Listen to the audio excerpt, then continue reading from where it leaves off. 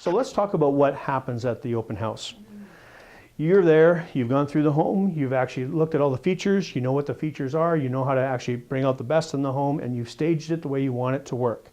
You've got about 10 minutes, and now you're going to sit down and think about who's coming through the door. The doorbell rings, and somebody comes to the door. What happens then? Welcome to my open house. Welcome to my open house. Mm-hmm. Right. It is now showtime. It's like a Broadway play. Mm-hmm. It is on. You have to be in control, and you have to control the audience. The audience is the buyer or the person walking through the door. If they tell you no, no, and they just want to walk through the house, not the way it works.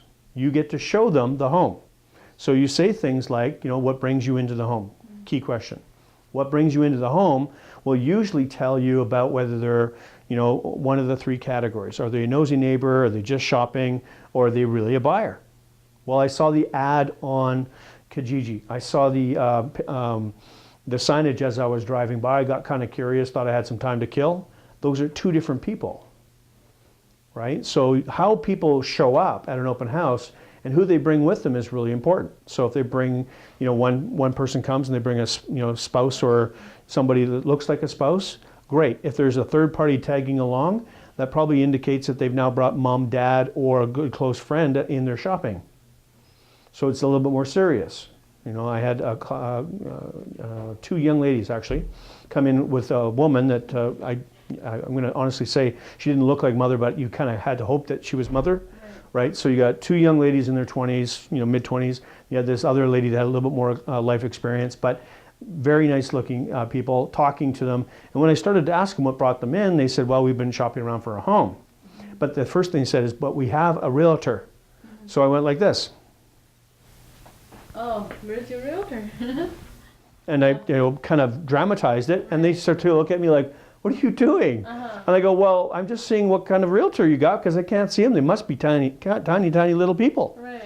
And they start laughing, and it's all good. So I set them at ease, and I said, no, really, who's your realtor? And they said, so-and-so.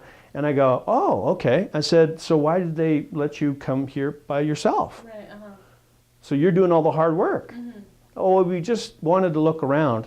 And so we had this conversation going, myself and one of the individuals, one of the young ladies, and then finally one of the other ladies said, well, no, really, this is how it goes. Last year, when my sister got married, our realtor, we sent him an email, tried to phone him, he wouldn't return the phone call, and he never returned the email, we had to use someone else. Mm-hmm. And it's mom's realtor that they've used for 20, 30 years. Mm-hmm. And I go, oh, so you got abandoned. Mm-hmm. And they go, yeah, and I'm not happy about it. Mm-hmm.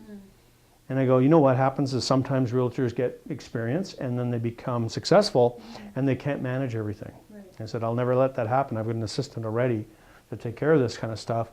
And so that was not good. So you use another realtor, you don't even, somebody you really just picked up along the way, yeah. And I said, you know what, you really need my card because you're gonna want somebody to represent you properly so you don't get yourself into trouble, right? Yeah. And I would suggest that right now you don't have a realtor. And you're in a dangerous place. Right. So we need to kind of help you out. Mm-hmm. And they appreciated the conversation, right? And I even had another situation where that took place.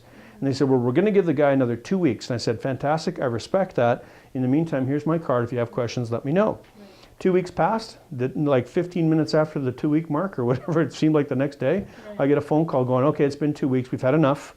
Never got a phone call back from this individual. We've tried 3, 4, 5 times. I'm going, wow, that's just mind blowing. I don't get it. Right. And I had a buy and sell from that client. Okay, so it happens all the time.